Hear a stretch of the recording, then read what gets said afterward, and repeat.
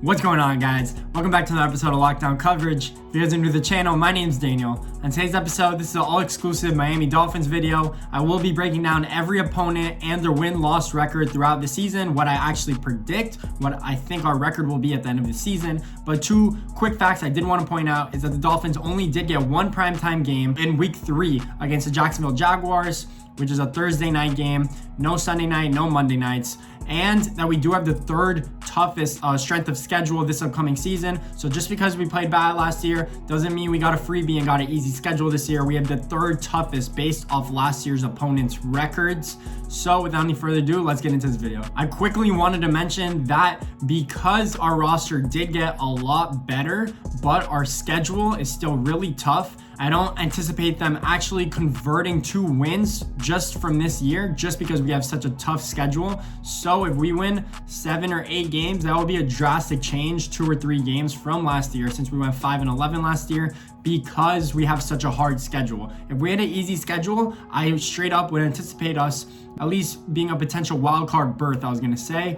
So without any further ado, let's get into the schedule. Week 1, we play our first game in New England against Bill Belichick and the Patriots without Tom Brady for the first time in 20 years. I don't know who will be their starting quarterback. Maybe it's Jarrett Stidham. If it is, I anticipate Brian Flores to scheme it up schematically on defense and blitz the shit out of him. I don't think the Patriots will be successful on offense. Therefore, I actually do predict a W in Week 1 against the Patriots in Foxborough. I don't think they're the same team. I think their defense is still going to be loaded, still going to be top 10 defense in the league, but I don't know how their offense is going to hold up. We'll see what Bill Belichick can do with a second-year player who didn't even get any playing time last year. So I think a W for Week 1. Week 2, we play at home against the Buffalo Bills. I unfortunately think there will be a loss. Josh Allen and the Bills are much improved this year. They are the most likely team to win our division.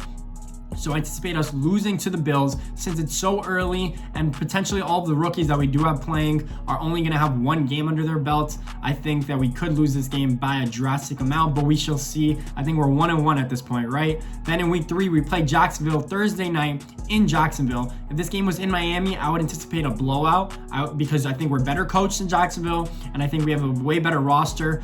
Jacksonville did deplete most of their roster this year because they are tanking for Trevor Lawrence next year. We'll see if they do anything at quarterback, maybe if they get Cam Newton before the season starts, but I think this is a W. So the Dolphins are on their way to 2-1 in their first 3 games, which would be a great start for our season and Ryan Fitzpatrick and all of our rookie and young players' confidence. In Week 4, we play at home against the Seattle Seahawks. From what you guys think, Seattle should win this game, right? Maybe by a touchdown, they might be favored or more, but Seattle does not play as good on the road. Russell Wilson is a beast. Even though Seattle's roster isn't the same as it's been in years past, they still are led by Russell Wilson and Pete Carroll, their head coach, who's also a really good head coach. So we'll see. I think we lose this game. I think this could be a really close game that we either win or lose, but I say a loss here, just for the sake of this video. So we're at 2-2 right now, and then we have the toughest part of the schedule probably coming up. This next 4 games we play in the San Francisco 49ers. I think we lose that game as well, just because San Francisco still has such a stout defense, and Jimmy G and their offense also got better as a whole. I think we lose that game probably by a big amount too. Hopefully not, but I think our rookies and our veterans continue to improve week in and week out. So at this point, we're 2-3, right? And then I think we play the Broncos. The Broncos is a win-loss. I haven't seen us win in Denver my whole lifetime. And I'm 21 years old. I don't know if we could still do that. Depending on how Drew Lock plays this year, I think he could come out gunslinging. If he does, I think we lose this game as well. At this point, we're 2-4, and the season isn't lost yet, but we're dangling. Hopefully we don't lose 3 in a row against the Chargers. And if the Chargers do have Tyrod Taylor as their quarterback, I think we should win that game in Week 7 at home as well. I think we win that game, we improve to 3-4, and we actually survive the toughest part of the schedule. And then we play another home game in Week 8 against the Rams. The Rams are not the same team as well. They don't have stud running back Todd Gurley anymore. Jared Goff did not play well last year. The offensive line did struggle. They do have Aaron Donald and Jalen Ramsey, probably 2 of the top 5 defensive players in the league right now. But I think we could clutch out a victory there too. Let's just say, for the sake of this video again, that we get the win. It's a super close game. Ryan Fitzpatrick balls out, and we're at 4-4, and our season is still very much alive. If we could finish even 500 this year, I think we could go to the playoffs, just because there's 7 teams in each conference that actually do make the playoffs.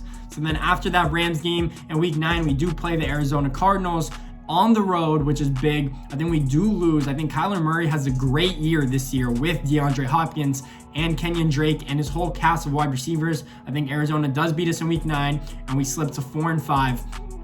And then we play the Jets at home, and we have back-to-back games against the Jets. We have the Jets at home, bye week, and then the Jets on the road. So I think at home, we do beat the Jets and Sam Darnold. Again, depending on how Sam Darnold is playing this year, it will depend on if we can beat the Jets at home or on the road. If Sam Darnold is balling out, I think we could lose both games, but we'll see how it goes. If we do beat the Jets, let's say in week 10, we're at 5-5, which is pretty good at this point. We survived the toughest part of the schedule. We still have a few very tough games. Again, we have the 3rd toughest schedule in the league, so it's not going to get easier at any point throughout the season. And then we have the bye week, and then we play the Jets on the road. And for the sake of us, the Dolphins have never won 2 games against the Jets.